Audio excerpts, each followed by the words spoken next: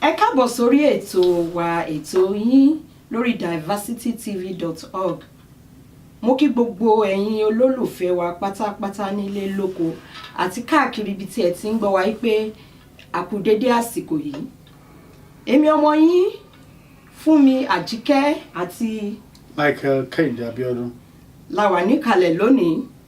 Lórí ètò tòní a ní àlejò pàtàkì láti orílẹ̀-èdè wa Nàìjíríà ní ìlú Ọ̀wọ̀, Ondo State. Ẹja ńlá ni wọ́n o, olóhùn iyọ̀, olórin ni wọ́n. Ìyá wa, mo fẹ́ kẹ́ kí àwọn aráalé àkọ́kọ́ náà ẹ dárúkọ yín kẹ́dẹ̀ kí wọn. Ẹ kí wọn kí ẹ fi orin tí wọ́n ní ẹ̀ ń kọ yẹn kẹ́ bá mi fi kí àwọn aráalé. Ẹ ṣé púpọ̀. Orúkọ mi ni Olóyè Ńlá Ọmọbọ́láńlé Victoria Aya Ọláyínká Òjòtú. Òjìgílìyàn, òjìgílìyàn, òjìgílìyàn o èmi. Òjìgílìyàn, òjìgílìyàn, òjìgílìyàn èmi. Èmi Ọmọbọ́láńlé mi dádégó. Ayájò tún mi mẹ́tọ̀ pàlẹ́kẹ́. Òjìgílìyàn o èmi. Ẹ mọ̀ pé mo ti sọ mo ní olóhùn iyọ̀ ni wọ́n. Ẹ ṣé ìyá wa. Ẹ ṣé púpọ̀ mà. ẹ káàbọ̀ sórí ètò alẹ́ kan náà sí. Ẹ ṣé bàbá mi. Lórí Diversity Television òun la ti ń bá yín sọ̀rọ̀ lọ́jọ́ tòní ẹ̀yin olùgbọ́ wa. Ẹ̀yin tí ẹ ń wò wá lápá Olódùmarè ojú tẹ́ fi ń wò wá ojú yín ò ní fọ́. Àlejò tí a sọ fún yín tó jókòó tó wà lórí ìkàlẹ̀ àwọn náà ni wọ́n ti sọ bí wọ́n ṣe jẹ́ fún yín. Ìyá wa ǹjẹ́ ẹ lè sọ fún wa ní àtìgbà wo lẹ ti bẹ̀rẹ̀ sí kọ orin ní ṣókí? Mo lè sọ wípé ó ti lé nínú ogún ọdún tí mo ti ń kọ torí láti kékeré ni mo ti ń wò pé iṣẹ́ tí mo máa ṣe ni, so ó ti kọjá bí ogún ọdún tí mo ti ń ṣe. Irú orin wo gangan lẹ máa ń kọ? Ṣórin ẹ̀mí ni àbí àlùjọ ni àbẹ̀wò? Orin ìbílẹ̀ ìlú ta ti bí mi ni, ṣùgbọ́n orin ẹ̀mí náà ni mo lè pè torí pé tí bá ń kọ máa ń sọ àwọn ọ̀rọ̀ tó wà nínú Bíbélì sínú orin yẹn láti fi tọ́ àwọn ènìyàn sọ́nà. So mo dẹ̀ gbà wípé eré ìbílẹ̀ ni, orin ìbílẹ̀ ni, orin ẹ̀mí náà ni. Àwọn ǹjẹ́ ẹ lè sọ fún wa iye rẹ́kọ̀dù mélòó tẹ́ ti ṣe àti èyí tí ẹ rò pé ó gbà yìí? Àkọ́kọ́ náà kọ́ tó sọ yẹn, kí ló mú yín wá sí ìlú Canada gan-an? Nǹkan tó mú mi wá ni wípé iṣẹ́ yìí jẹ́ iṣẹ́ tó yẹ pé mo yàn láàyò. So mo dẹ̀ wá lọ́wọ́ wípé èèyàn làwọn tó wà ní Canada náà ní òlé ńlá ibi tí a ti pàdé Diversity Television nísìnyí, iléeṣẹ́ tó gbajúgbajà ní Nàìjíríà àti gbogbo àgbáyé. Tá a bá wá sí ìlú Canada a ò lè pàdé irú wọn. So mo wò wípé ó yẹ kí n máa gbé iṣẹ́ yẹn lárugẹ káàkiri. Mo ti káàkiri, tàbá sì débẹ̀ nísìnyí máa ń ṣàlàyé àwọn ibi tí mo ti fẹsẹ̀ kàn lórí mẹ́rin àgbáláyé. So torí pé mo fẹ́ gbé iṣẹ́ yẹn kí n túbọ̀ gbé lárugẹ lẹ́kẹ̀ẹ́ wá sí ìlú Canada. Ẹ ṣé. Ǹjẹ́ ẹ lè dárúkọ àwọn orílẹ̀-èdè tẹ́ ti dé? Ó pọ̀ díẹ̀ náà. Mo lè sọ wípé mo ti lọ sí ìlú Germany. Germany. Bẹ́ẹ̀ ni, mo ti lọ sí France, mo ti lọ sí Dubai, mo ti lọ South Africa, mo ti lọ sí America láì mòye ìgbà. Àjàlá travel.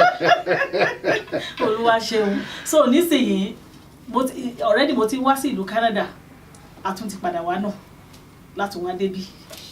So gbogbo bẹ ṣe ń lọ káàkiri ìlú Germany gbogbo ẹ̀ káàkiri yẹn iṣẹ́ orin yìí náà lẹ lọ ń ṣe. Nígbà tí mo tún gbé iṣẹ́ yẹn tí mo gbé dé ìlú London, wọ́n tún tẹ́wọ́ gbà lọ́wọ́ mi tó yẹ pé àwọn yẹn gan wọ́n really ṣe party fún mi tó yẹ pé wọn ò dàbí pé wọn ò gbọ́ èdè yẹn, ṣùgbọ́n orin yẹn mi ò mọ̀ mo lè pùtẹ́ ó tìrìlì wọn lédè tí mo lè fi gbé nílùú London. So wọ́n ṣe party ẹ̀ tó yẹ pé èmi gan fúnra mi ò ró lọ́bẹ̀. Àwọn agbọ́n máa ṣe party fún yín. Ẹ ṣé púpọ̀. Tẹ́ bá tún wá agbára Ọlọ́run. Ẹ ṣé púpọ̀. Èmi yàgò. Nínú gbogbo orin tẹ́ ti ń kọ èwo lẹ rò pé tó gbé yín yọ tó sọ pé tó bring it sí limelight Orin yẹn àkọlé ẹ̀ bíi title ní èdè tí àwọn ilé ìbò ń pè Ọ̀tẹ̀dọ́láfẹ̀. Ọ̀tẹ̀dọ́láfẹ̀. Ọ̀tẹ̀. Ọ̀tẹ̀ Èdọ́láfẹ̀. Kò jẹ́ èdè ọwọ́ nìyẹn. bẹ́ẹ̀ ni èdè ọwọ́ ni. Ọ̀tẹ̀dọ́láfẹ̀. bẹ́ẹ̀ ni Ọ̀tẹ̀ Èdọ́láfẹ̀. Kò sẹ́ni tí ò mọ̀ túmọ̀ ọ̀tẹ̀ nínú àwa ọmọ Yorùbá pé ọ̀tẹ̀ tó bá ti wà ní ìlú tàbí níbi iṣẹ́ tàbí lórílẹ̀‐èdè kò kì í jẹ́ kí ìlú yẹn kó ní ìgbéga. So mo ṣe nígbà yẹn nígbà tí ọ̀wọ́ dàbí pé ó kù díẹ̀ káàtó ṣùgbọ́n orin yẹn ó yà mí lẹ́nu ó gbé mi jáde tó yẹ pé mo dúpẹ́ lọ́wọ́ Ọlọ́run. It's the best out of my records.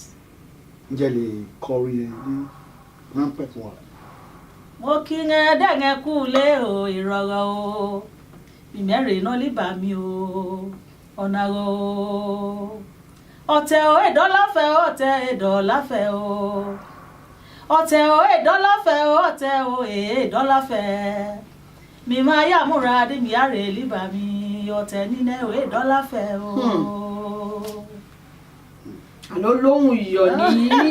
Ẹ ṣé púpọ̀ bàbá. Láti ìgbà tẹ́ ti ń kọrin á tó rẹ́kọ̀dì orin mélòó lẹ ti ṣe? Ó ti pọ̀ gan-an ó ti ń lọ bí 30 tí bá gé kúrú but àwọn rẹ́kọ̀dì yẹn ó dẹ̀ pé ó máa ń ní àmì fún mi tí bá ti ń ṣe like irú nígbà tí mo ṣọ̀tẹ̀dọ́láfẹ̀ sìn tí mo máa fi jáde mo ṣèrànbá ìjọba fún kábíyèsí ọ̀dọ̀ mi so láti ibẹ̀ yẹn ní kábíyèsí fi mí joyè lórí iṣẹ́ yẹn so bí mo ṣe ń ṣe lọ́dọọdún ni mò ń gba oyè sí lákùrẹ́ ni o níkọ̀lé ni o oríṣiríṣi káàkiri. Ìyẹn ló ṣe ń pè lólóyè ńlá. Tó pọ̀. Á tó oyè mélòó lẹ ti gbà? 12. Ẹ dárúkọ wọn ká gbọ́ o. Oyè tí mo jẹ ní Ọ̀wọ̀ mo jẹ Òkúnmè Ìtọ̀sà of Ọ̀wọ̀ Kingdom díẹ̀ náà ni màá lè sọ nínú ẹ̀ ó ti dáa.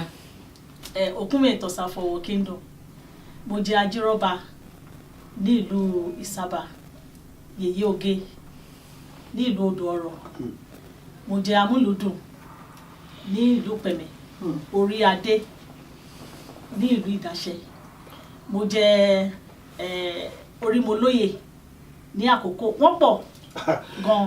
ẹ máa jẹ oyè diversity. Aláti fún ìyẹn ti di dọ́jọ́. Ṣé Yèyé Oge àwọn àfúyí ẹ máa rò ó. Oyè tọ́lẹ̀ oyè náà. Oyè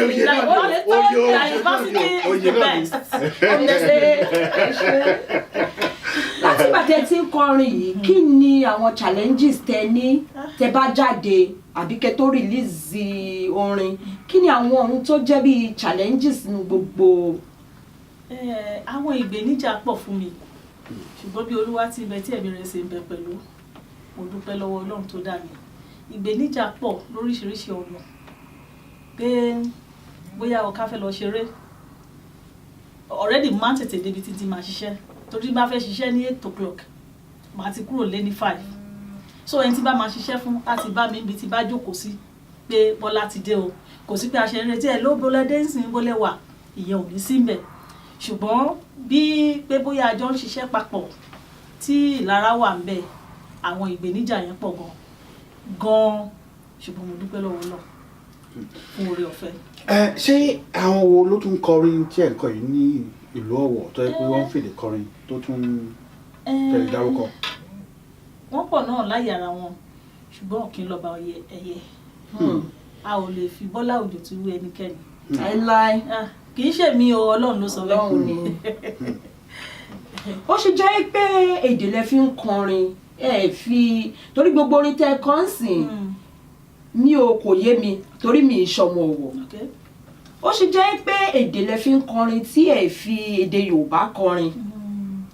ṣé wọn pé mo lè sọ wípé ọmọ Ọ̀wọ̀ ni mí ṣùgbọ́n ní ààyè tá a bá débi tá a ti ń ṣe iṣẹ́ yẹn kì í ṣe àwọn ọmọ Ọ̀wọ̀ nìkan ló ń gbádùn iṣẹ́ yẹn for the fact pé wọn ò gbọ́ èdè mi but the rhythm and the music and the drum and ohun yẹn the voice ó máa ń thrill àwọn èèyàn for the fact pé wọn ò gbọ́ nǹkan tí mò ń sọ but in most cases tá a bá tún wá lọ wò pé báwo ló ṣe yẹ ká tún gbé àá tún máa try láti fi Yorùbá yẹn sí díẹ̀díẹ̀ ó wà lára àwọn records tá a ti ṣe tẹ́ pé àwọn èèyàn á lè gbọ́ lóòótọ́ ọ̀rọ̀ tí Bọ́lá sọ like record mi kan sì mú ní kọ̀bẹ̀ pé ní ajírọ̀bá o bá tètè kájẹ́ o ẹ̀nẹ̀ tètè jírọ̀bá o òmìbọ̀bà ìròdè that means pé ẹni tó bá jírọ̀bá o ló máa bọ́ba ṣeré jáde tó bá ń pè mí lájírọ̀bá pé máa dáhùn so àwọn kan wà tẹ́ pé a máa ń try láti fi kún tí ẹ̀yin tẹ́ ẹ̀ gbọ́ èdè yẹn dáadáa tẹ́ bá dẹ̀ lísìn sórí Bọ́lá lẹ́ẹ̀mejì mẹ́ta honestly you will get it immediately. Wow. aláti máa gbọ́ Definitely. aláti máa gbọ́ orí orin yẹn dùn létí Ó dùn. kò sí rọ́ńbẹ́ Ó dùn. kí ló mọ̀ yín sí láàrin ìjọ ibi tí ẹ ti ń kọrin ní àárín community ibi tí ẹ wà Mo lè sọ wípé torí ẹ ti pera yẹn ní ọ̀kíní bẹ́ẹ̀ ni láàrin àwọn ẹ̀yà láàrin àwọn ẹyẹ Ọ̀kẹ́dẹ̀ lọ́ba yẹ. bẹ́ẹ̀ ni kí ni tó mọ̀ yín sí. wọ́n mọ̀ mí sí aṣáájú torí èmi ni igbákejì president àwọn eléré ní Ondo State kì í ṣe eléré ìbílẹ̀ nìkan Vice President. vice president fún gbogbo eléré ìbáàjà afọ́jú ìbáàjà arọ Afọ́jú náà tún kọrin. kò wọ́n kọ́ Arọ náà tún ní gọ́gọ́. gbogbo wọn ló ń kọ́ so Bọ́lá ni vice president wọn so nílùú ibi tí mo wà náà wọ́n mọ̀ mí sí olóyè àtàṣáájú nínú gbogbo nǹkan tó bá ń ṣe mo tó ti ní àwọn àyè tí mo ti wà tẹ́lẹ̀ kó tó rí pé mo tún lọ sókè nílùú mi mo ti jẹ treasurer mo ti jẹ vice mo ti jẹ a lot of mo ti jẹ chairman níbẹ̀ but nígbà tọ́lọ́run tún ṣe náà òkè láyé ní bẹ́ẹ̀ ni ó tún sẹ́yìn sí síwájú Olúwa ṣeun. ayẹyẹ wo ló máa ń sábà ń pè yín fún. kò sí eléyìí tán kì í pè mí sí àwọn governors ni o àwọn president ni o láti ayé Babangida ni mo ti ń lọ yes mo ṣeré fún Abacha mo ti lọ sásọ̀rọ̀ Ó yẹ kẹ́kí ní oil block o. ẹ ṣe púpọ̀ sá mo ti lọ sásọ̀rọ̀ kì í ṣẹ̀kan kì í ṣẹ̀ méjì àwọn governors àwọn important people nílùú tó yẹ pé wọ́n làmìlaka ìyẹn ṣọ̀wọ̀ nìkan all over the world ni iṣẹ́ yẹn ń gbé mi lọ so mo wá rí wípé oore ọ̀fẹ́ ni mo ní ọ̀dùnfà àpá àwọn èèyàn ò gbọ́ èdè mi but mo ní oore ọ̀fẹ́ látọ̀dọ̀ lọ. Ìgbà tẹ́ fi lọ sí Amẹ́ríkà yẹn, eré wo lẹ lọ ṣe ń bẹ̀? Àwọn ló pè yín sí Amẹ́ríkà. Àwọn òwò náà ni but for the first time mi kọ́ máa lọ mo lọ káàkiri láti máa gbé iṣẹ́ yẹn káàkiri wọ́n ta tíkẹ́ẹ̀tì nígbà yẹn tó yẹ pé àwọn olé wọn wá wò mí gẹ́gẹ́ bí eléré but nígbà tí ìlú dùn iṣẹ́ yẹn dáadáa ìfà àtàwọn tí òjò mọ̀ wọ̀ wọ́n dìde wọ́n jó. wọ́n lọ sí ń rap ẹ̀ ni so nígbà tí Wọ́n wọ́n rap ẹ̀ ni so nígbà tá a tún padà náà lọ sí California so àwọn ìlú mi ló ń ṣe nǹkan nígbà yẹn lọ́hùn so Ọlọ́run tún fún ìbùkún sí gbogbo ẹ̀ máa lọ náà tàbá kálẹ̀ méjì mẹ́ta mẹ́rin bí Amẹ́ríkà yẹn mo lè sọ pé at least 8 or 10 times. Wow. so bẹ́ẹ̀ ṣe ń lọ káàkiri ẹ̀yin fúnra yín lẹ̀ ń ránra yín lọ àbí wọ́n máa ń ra tíkẹ́ẹ̀tì fún yín wọ́n máa ń pè yín pé wá o afẹ́kẹ́ ṣeré o àbí báwo ṣẹ́yìn fúnra yín lẹ̀ máa ń sponsor ara yín lọ ni àbí báwo. like irú eléyìí tí mo sọ for the first time yẹn promoter ló gbé mi wá sí America but nígbà tá a tún fẹ́ lọ sí California nígbà yẹn lọ́hùn there is a brother mi tó jẹ́ ẹni tó yẹ pé ẹni tá a mọ̀ dáadáa nílùú mi Honorable Basi Ibidapọ̀ so jẹ́ ẹni tó yẹ pé ó fẹ́ràn ìlú Ọ̀wọ̀ dáadáa so most of the time wọ́n ti ra ticket fún mi láti káàkiri.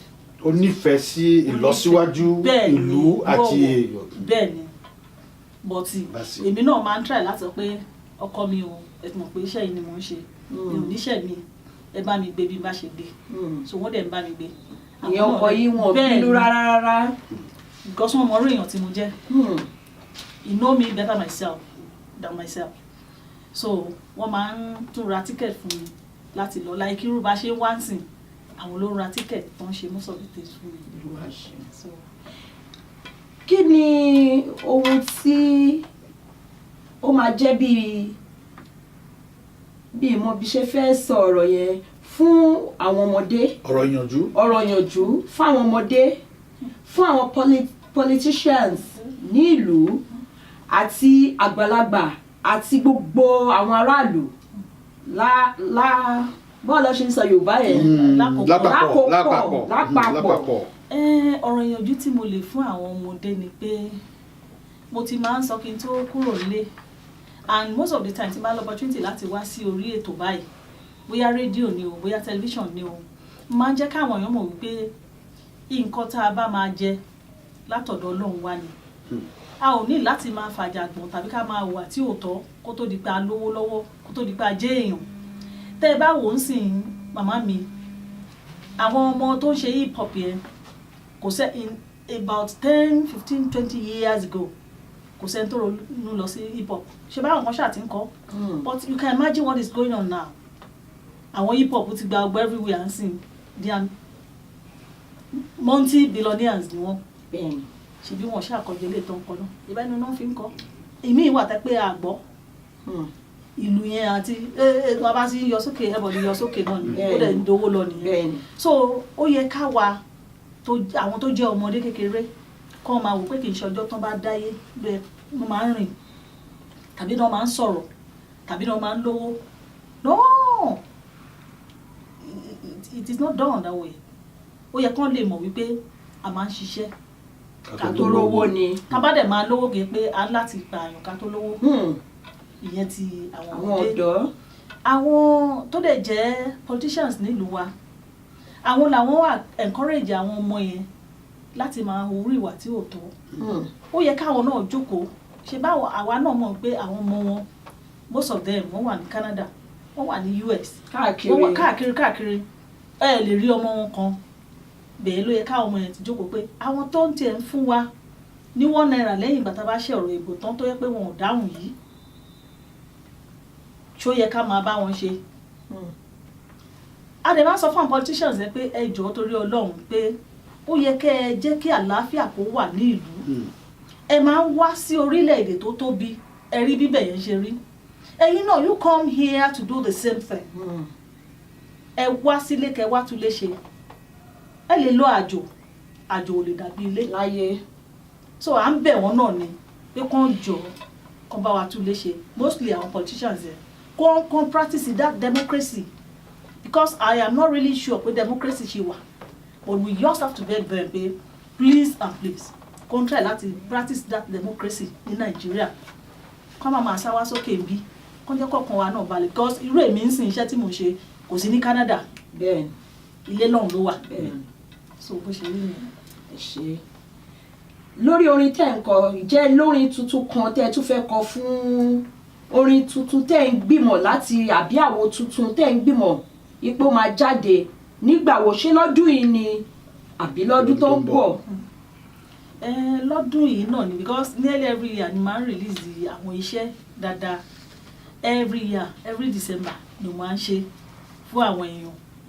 But lọ́dún yìí nsìn mo ti ní program sí London tẹ́ pé àwọn yẹn náà Bọ́lá wá o. So mo ti ní record tẹ́ pé mo ti fẹ́ release fún àwọn yẹn náà. But personally fáwọn fan mi tó wà ní ìsàlẹ̀ ń bẹ̀ tó ti máa bèrè lọ́wọ́ mi pé kí ló fẹ́ ṣẹlẹ̀ lọ́dún yìí o. So màá ti fẹ́ káwọn náà mọ̀ pé ẹ má worry o, bá ti dé báyìí èyí ni mò ń ta sí o. So kí n tó dẹ̀ tó lọ màá ti arrange pé déètì báyìí ọjọ́ báyìí rẹ́kọ̀dì láti wà ní everywhere. So ó dẹ̀ máa ń rí bẹ́ẹ̀. Lẹ́nu lọ́lọ́ yìí o, orílẹ̀-èdè wa Nàìjíríà ń tà ń gbọ́ nípa ohun táwọn ọmọ kéékèèké ń ṣe. Bátá wọ́n fi ń ṣòwò, wọ́n mu tábà òyìnbó.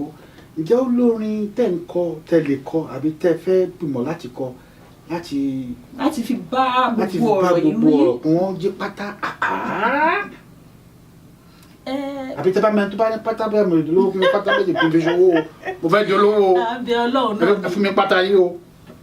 Nàìjíríà yìí ti á tòrò, Nàìjíríà yìí ti á tòrò, Èdùmàrè yígbà padà o, yígbà padà o, yígbà padà, Èdùmàrè yígbà padà o.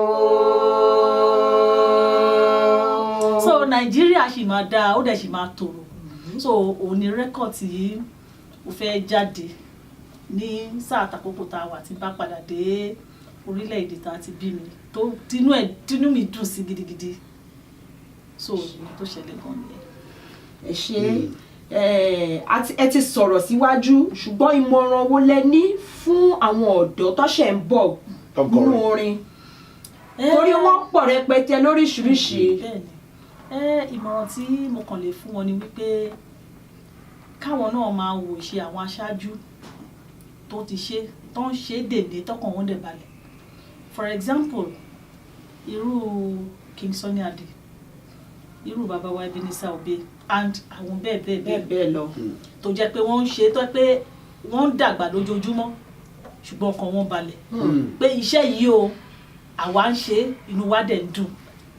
Ẹ worú dádì mi Àlàbí tó ní diversity tá a bá tí wọ́n bá jẹ́ tó yẹ pé wọ́n gbàgbé ilé wọn ò lè sọ pé ọmọ ọ̀wọ̀ èdè tí wọn ò gbọ́ pé wọ́n fẹ́ wá sí ilé iṣẹ́ wọn sọ pé gbóyè jọ ṣe gbọ́ èdè yẹn bọ́dá wọn ò rò bẹ́ẹ̀ wọ́n mọ̀ pé ìlú táwọn máa padà sí ni wọn ò dẹ̀ lè mọ ibi tí èmi àti àwọn tá a ti lè pàdé so ó jẹ́ kí inú mi kó dùn láti jẹ́ ọmọ orílẹ̀-èdè dúdú tẹ́ bá dẹ̀ wá wà lájà tó jẹ́ ìyàwó wọn àwọn olóyìnbó máa ń sọ wọ́n ní first impression lasts longer. bẹ́ẹ̀ni. When you see somebody lọ́jọ́ kan kò dẹ̀ develop interest owó atán èèyàn ló máa kó. bẹ́ẹ̀ni. but tó máa ta bá wọlé sí studio nsìn ọ̀ sí iléeṣẹ́ wọn obìnrin láti bo èmi gan máa ti máa wọlé fúnra mi pé àwọn bíbí yóò alájà fẹ́ rí mi nìyẹn o bá tẹ̀ ní kí n jókòó máa ti máa wò bí kámẹ́rà tiẹ̀ ń ṣiṣẹ́ màá máa sọ pé kámẹ́rà yóò ṣiṣẹ́ wọ́n kàn fake mi but inú mi dùn láti mọ àwọn èèyàn yìí láti use mọ́ wọn fọ́tà pé Brakeni Abiodun jẹ́ ọmọ ìlú mi ó dẹ̀ jẹ́ brother mi he is the one that brought me here kò akọ máa wò pé who is this person àwọn èèyàn wà tó ń kọrin dáadáa now I can bring anybody to this place but wọn ò ṣe bẹ́ẹ̀ ọwọ́ tán fi gbé mi fún yín fún bàbá mi òun lẹ́yìn náà fi gbà mí so mo dẹ̀ gbàdúrà pé iléeṣẹ́ yìí ò ní jóná diversity á dẹ̀ máa gùn kèsì wọ́n ti mọ̀ yín káàkiri orígun mẹ́rin àgbáláyé iléeṣẹ́ náà ò ní lọ́ọ̀lẹ̀ lẹ́yìn ìgbà tí mo wọnú iléeṣẹ́ ilé ní lórúkọ Jésù ọ̀run á túbọ̀ máa bùkún iléeṣẹ́ náà á túbọ̀ máa làmì láàka káàkiri orígun mẹ́rin àgbáláyé lórúkọ Jésù ó lẹ̀ ti rí bẹ́ẹ̀ Jésù Olúwa wa. ẹ dárúkọ ṣọ́ọ̀ṣì fún wa tó bá yá.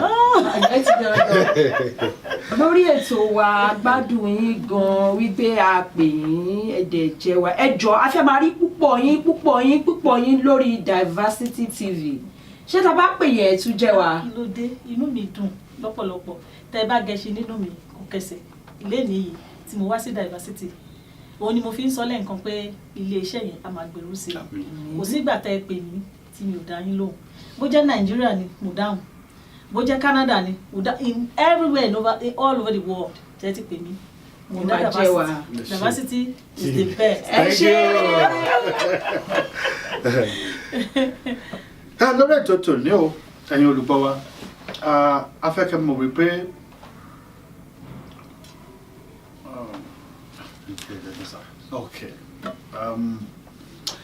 iná wa ló fẹ́ ṣe mọ̀nàmọ́ná kò jẹ́ ṣe mọ̀nàmọ́ná kò ní ṣe mọ̀nàmọ́ná gbogbo ń ta afẹ́kẹ́ ẹ̀yin olùgbọ́ wa lẹ́ẹ̀kan sí afẹ́kẹ́ mọ̀ wípé Diversity TV ó ti wá dúró o Diversity TV gbogbo èèyàn pátápátá la fi pè o a lè fẹ́ kẹ́ mọ̀ wípé Diversity TV yìí ó ti dúró ní orílẹ̀-èdè Canada tí a bá fẹ́ polówó ètò yín ẹ fẹ́ ṣe ìkómọ ni ẹ fẹ́ sílé ni ilé iṣẹ́ ni ẹ pè wá then a fẹ́ kí ẹ̀yin èèyàn wa kẹ́ wá ṣe òun gbọ̀wọ́ wa kí Diversity TV yìí kó ba lè túbọ̀ máa gbòòrò sí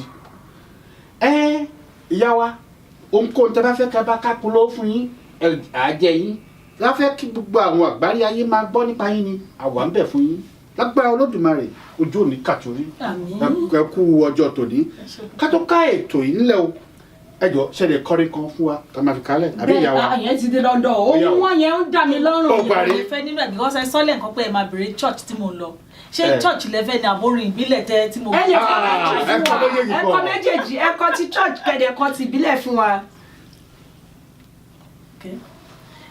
kó tó di pé mo kọ orin tí mo fẹ́ kọ mo láti dúpẹ́ lọ́wọ́ àwọn tó jẹ́ pé wọ́n ràn mí lọ́wọ́ lóríṣiríṣi ọ̀nà. Ọlọ́run tó dá mi mo dúpẹ́ lọ́wọ́ ẹ̀. Bí bàbá mi àti ìyá mi ò tẹ̀ sí láyé mọ́ níbi tí wọ́n wà lẹ́nu ilẹ̀ rẹ ni fún wọn torí pé wọ́n bí mi, mo dẹ̀ ti dúpẹ́ lọ́wọ́ wọn náà. Mo dúpẹ́ lọ́wọ́ ẹ̀gbọ́n mi, ọ̀rẹ́ mi, ọkọ mi, ẹni bí ọkàn mi, ẹni tí mo fẹ́, Ọláyínká Òjòtú. Mo dúpẹ́ lọ́wọ́ wọn pé wọ́n ṣe. Mo dúpẹ́ lọ́wọ́ gbogbo àwọn supporters mi lórílẹ̀‐èdè Canada ni o, London ni o, America ni o, Germany ni o, all over the world tó ń support mi. Mo dúpẹ́ lọ́wọ́ wọn. Mo dẹ̀ dúpẹ́ lọ́wọ́ dáàdì mi náà lẹ́ẹ̀kan sí dáàdì mi tó ní diversity. K Alabi. Bàbá mi K Alabi, mo dúpẹ́ lọ́wọ́ wọn pé wọ́n ṣe lọ́pọ̀lọpọ̀. Alájà náà already náà àwọn náà mo ti rí ojú wọn pé she is very beautiful and kills and I don't know how to put it again but I love you mom. You continue to excel. ẹ ṣé. Àwọn ọmọ yín àdẹ̀dà lórúkọ Jésù. Gbogbo àwọn fáàmì tó ra rẹ́kọ̀dù mo dúpẹ́ lọ́wọ́ wọn. Ó dà pé dárúkọ báàsì lẹ́ẹ̀kan. Ìbídàpọ̀ mi. Ìbídàpọ̀. Rótìmí Ààrẹ Atúlùṣe for Kingdom mo dúpẹ́ lọ́wọ́ wọn. Mo dúpẹ́ lọ́wọ́ Chief Olútáyéṣe, mo dúpẹ́ lọ́wọ́ Jìmí Adétúlà, mo dúpẹ́ lọ́wọ́ Táyọ̀ Àìṣídà, gbogbo àwọn èèyàn mi ṣá, mo dúpẹ́ lọ́wọ́ gbogbo everybody, àwọn patrons and matrons mi, mo dúpẹ́ lọ́wọ́ wọn pé wọ́n ṣe lọ́pọ̀lọpọ̀. Mo dẹ̀ dúpẹ́ lọ́wọ́ àwọn àbúrò mi àtẹ̀gbọ́n mi àtàwọn ọmọ ẹgbẹ́ mi tó ń tì mí lẹ́yìn. Mo dúpẹ́ lọ́wọ́ wọn pé wọ́n ṣe o. A máa rí bára wa ṣe. àìtí gbàgbé orin yẹn o. Okay. ẹ forin kásì yẹ orin méjì lẹ máa kọ, ẹ kọ ti chọọchì, ẹ dẹ̀ kọ ti pé ẹ ṣé o, ó dàbọ̀ o. Okay. Abẹ́rẹ́ lóye o, orò mẹ́rẹ̀ẹ́lì òye, abẹ́rẹ́ lóye. ẹ gbóhùn sókè mà. Kọ́bá bí mi lúkà o, mi máa jó lúkà. Kọ́bá bí mi lọ́ra mára dẹ̀dẹ̀ mi kárẹ̀. ẹ jó. Kọ́bá bí mi lè yógbé mákàjá kọ́gbọ̀n o, abẹ́rẹ́ lóye mi wá. Abẹ́rẹ́ lóye, ọgọ́ mẹ́wòye. Ọgọ́ má dẹ̀ mú kí gèdè yẹn o, èèyàn ṣe lọ́pọ̀lọpọ̀ o. Thank you very much. ẹ ṣé tá a pè yín tí ẹ jẹ́ wa. Mo gbàládùra pé tí ẹ bá máa fi padà sí ìlú Nàìjíríà ẹ délé láyọ̀ lágbára Ọlọ́run. Ọkọ yín ò ní jábọ́ o, Ọlọ́run á dì í mú. Gbogbo àwọn tó bá ń rìnrìn àjò lọ́jọ́ náà Ọlọ́run á bá mi ṣọ́ wọn délé láyọ̀ àti àlàáfíà agbára Ọlọ́run. Lórí Diversity TV. Ẹ ṣé ìyá wa. Ẹ ṣé bàbá wa. Ẹ kú ọjọ́ tòní. Ẹ ṣé. Ojú òní kàtúrí. Àmín. Ìyá wa o, ẹ dúpẹ́. Ẹ ṣé adúpẹ́ lọ́wọ́ yín. Ẹ kú dìde. Àárín ẹ̀ka bá o. Ẹ ṣé o. Àárín ẹ̀ka bá o. Àmín ẹ ṣé. Lórí diversitytv.org. Èyí ó kù ó dọ̀sẹ̀ tó ń bọ̀. Ire o.